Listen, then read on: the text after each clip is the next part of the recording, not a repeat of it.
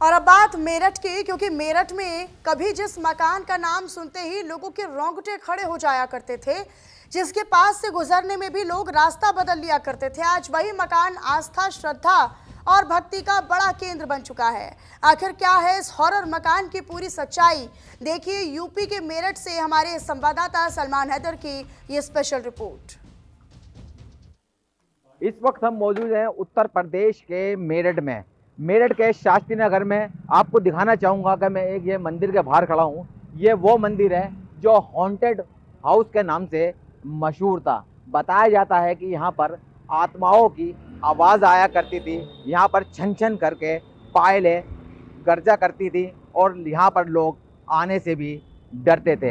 यहाँ पर लगातार एक साथ 3 लोगों की मारकर हत्या कर दी गई थी। बताया जाता है कि एक कॉल गर्ल थी और जो इस मकान के 2 मालिक थे उनकी बुरी तरीके से मौत के घाट उतार दिया गया था। उसके बाद से ये घर बंद हो गया था और आसपास लोग यहाँ पर नहीं आया करते थे।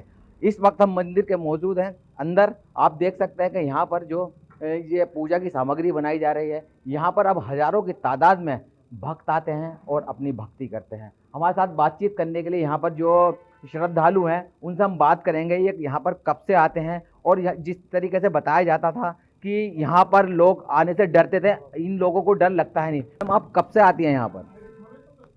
मुझे जब से सेंटर खुला है तब से आ रहे हैं, 4 साल से। बताया जाता था कि यहाँ पर डर लगता था लोगों को आने से। 3 मर्डर हुए थे, आवाज़ें वगैरह आती थी। क्या आपको ने भी ऐसा सुना है? नहीं जी, बिल्कुल नहीं। यहाँ पे सिर्फ जब से इस्कॉन आया तब से हरे कृष्ण महामंत्री गूंज रहा है, कोई ऐसी वैसी कोई आवाज़ नहीं आ रही। तो जब हम मेरठ में एक स्थान ढूंढ रहे थे, पहले छोटा स्थान ढूंढ रहे थे जहाँ से हम इस भगवान के प्रचार को प्रारंभ करें, तो इस सेंट्रल मार्केट जो कि मेरठ का बहुत अच्छी स्थान है, यहाँ पे हमको ये स्थान मिला।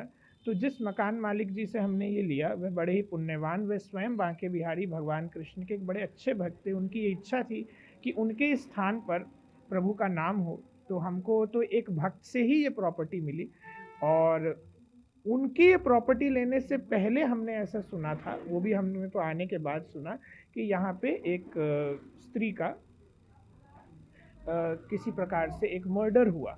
लेकिन उसके बाद उन्होंने ये प्रॉपर्टी ले ली, इसको साफ करवा दिया और इस पे ये बिल्डिंग कंस्ट्रक्ट करवा दी थी। तो हमने जब ली तो ये बिल्डिंग थी, हमने आके इस बिल्डिंग को एक मंदिर में बदल दिया था।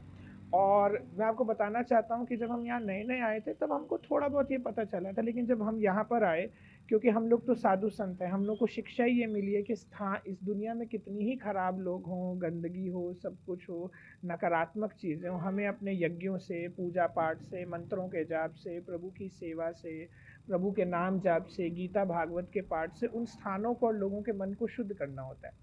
तो जब हम यहाँ पर आए, हमने यहाँ पे वास्तु के यज्ञ किए, अच्छे से भगवान का अभिषेक किया, कीर्तन किया, प्रचार किया। तो तब से और आज तो ये बदलाव आया है कि कहाँ यहाँ पे लोग आने से डरते थे, लेकिन अब तो ये लोग यहाँ पे हज़ारों की संख्या में आते हैं। सुबह दोपहर शाम प्रभु के नाम के कीर्तन सुनते हैं, गीता सुनते हैं, सेवाएं करते हैं, आरती गाते हैं। पंडित जी, कितने लोगों की हत्या हुई थी इस घर के अंदर? हॉन्टेड हाउस के नाम से मशहूर था, या क्या आपने भी सुना है ऐसा? मैंने ऐसा सुना है कि यहाँ पे 3 लोगों की हत्या हुई थी। हॉन्टेड हाउस के नाम से मशहूर था ऐसा तो हमने नहीं सुना, हाँ, लेकिन हमने ये सुना है कि यहाँ पे इस स्थान में कुछ नकारात्मक लोगों की भ्रांतियाँ फैल गई थी कि यहाँ पे आत्माएं हैं या भूत प्रेत है, जबकि ऐसे आत्मा और भूत प्रेत का भी कोई किसी न्यूज़ में या कुछ आया नहीं था। लेकिन आपको पता है जब ऐसा कुछ होता है तो लोग कुछ बातें तो थोड़ी बना ही देते हैं।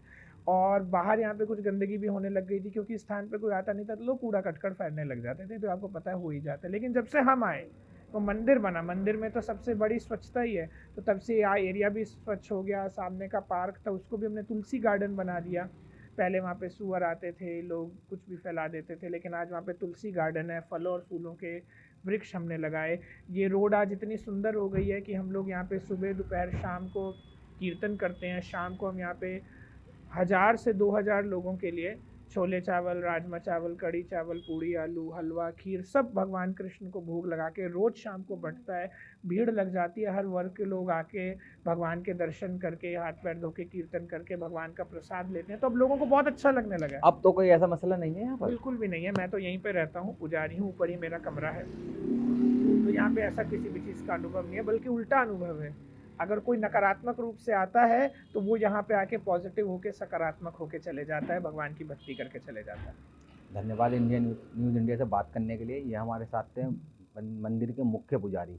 इनका कहना है कि यहाँ पर अब कोई ऐसी आवाज़ नहीं आती है और यहाँ पर जो नकारात्मक लोग आते हैं वो भी उनको भी ऊर्जा मिलती है। आपको बता दें कि इस मंदिर के अंदर जो पहले घर होया करता था, इसके अंदर ट्रिपल मर्डर हुआ था, 2 महिलाओं का और 1 पुरुष का। जो मकान के मालिक थे उनका भी मर्डर हुआ था। हालांकि अब कोर्ट ने जो आरोपी हैं तीनों युवकों को उम्र कैद की सज़ा दे दी है।